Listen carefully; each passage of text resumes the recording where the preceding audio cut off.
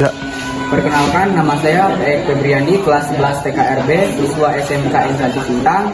Di sini saya akan mendeteksi beberapa sensor dan aktuator pada sistem EMS. Dan di sini saya juga akan memberikan tutorial bagaimana cara menggunakan scan tool untuk mendeteksi kerusakan.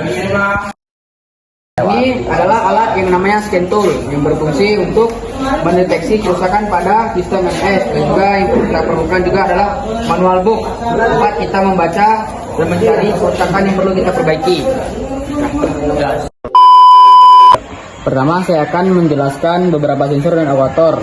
Yang pertama ada sensor aktuator ISC atau Ideal Speed Control, berfungsi untuk mengontrol putaran mesin saat idle, dan ada sensor MAP atau modul absolute pressure, berfungsi untuk mengukur tekanan udara dalam intake manifold. Dan di sini ada sensor IAT atau intake air temperatur, berfungsi untuk mengukur suhu udara yang masuk ke dalam mesin. Nah, di sini ada aktuator CFA atau Control Valve Assembly, berfungsi untuk mengontrol oli yang masuk ke dalam VVTi. Dan di sini ada injektor. Yang ini adalah aktuator, berfungsi untuk menyemprotkan bahan bakar ke dalam ruang bakar. Ini ada sensor TPS, berfungsi untuk mendeteksi bukaan katup gas. Nah, di sini juga ada aktuator itu coil, berfungsi untuk mengubah tegangan baterai yang rendah ke tegangan yang tinggi supaya busi dapat mematikan bunga api. Di sini ada sensor CMP atau Camshaft Position Sensor, berfungsi untuk mendeteksi posisi poros camshaft. Nah, di sini juga ada sensor PTS yang berfungsi untuk memberikan sinyal kepada kipas radiator untuk saat mesin sudah panas.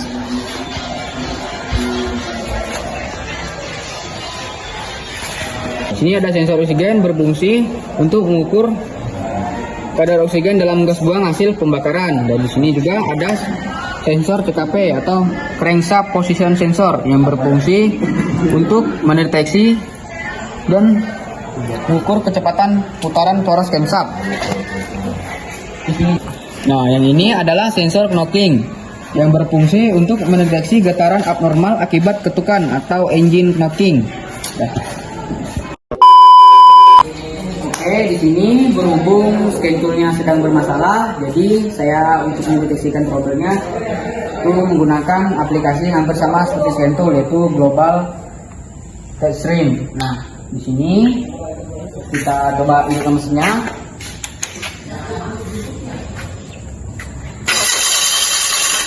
Nah, di sini mesinnya tidak menghidup dan TND juga dalam masih hidupnya masih menyala.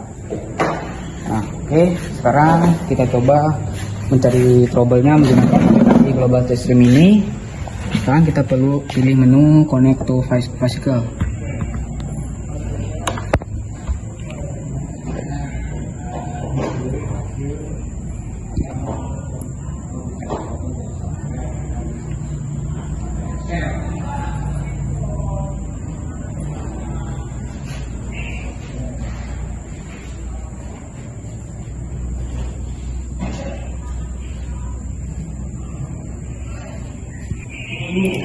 Oke, sekarang kita pilih model code.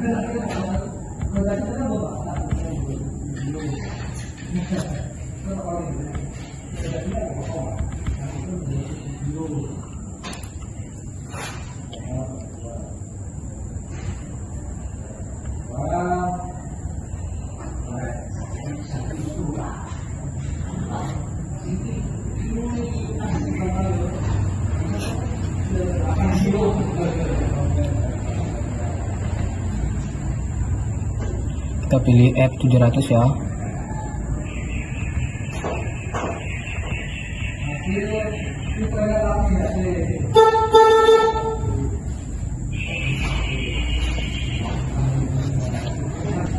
Oke, sekarang kita perlu menu next.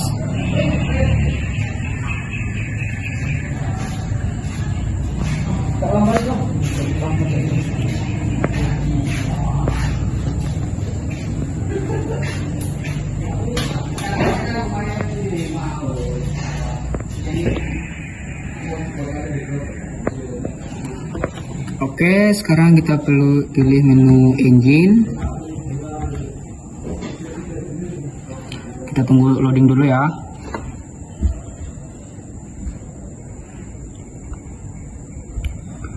Nah, di sini kita dapat lihat ada beberapa trouble, itu pada manifold absolute pressure-nya atau sensor CMP-nya, MAP-nya, dan pada inter air temperatur atau sensor IAT-nya. Oke, setelah itu coba kita pergi ke tempat mesin MS-nya, kita cari mana trouble.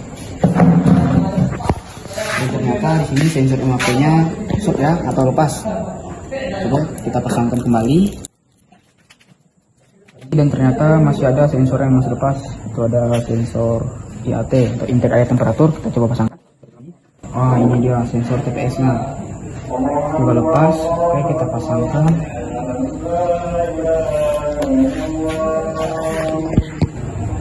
Oke, sekarang kita coba starter ya, kita coba hidupkan mesinnya. Ini mesinnya masih tidak mau hidup, berarti ada masalah pada sensor, yaitu sensor CKP-nya. Mari kita coba cek.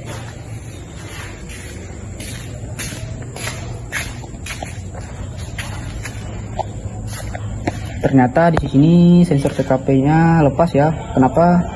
Jika sensor CKP ini lepas dan mesin tidak masih mau menyala, karena sensor CKP ini berfungsi untuk mengirimkan informasi ini ke ECU untuk mengatur waktu pengapian dan penyemprotan bahan bakar secara optimal.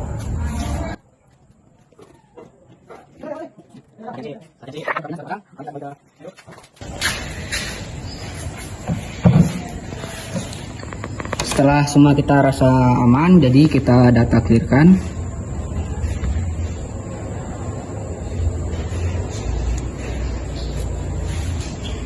Kita pilih menu clear,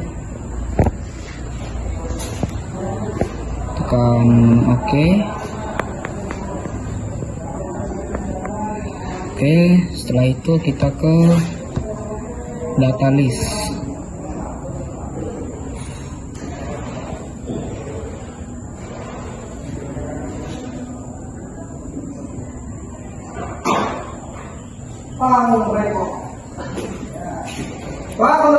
Sekarang kita coba hidupkan mesinnya.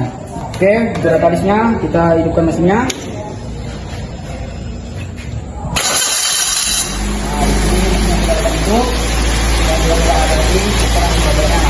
Kita cek database-nya.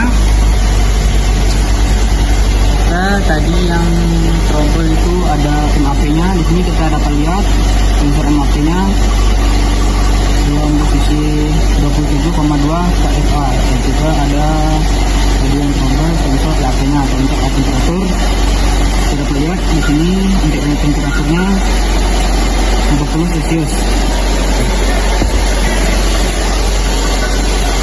Sekian dari saya, terima kasih. Oke.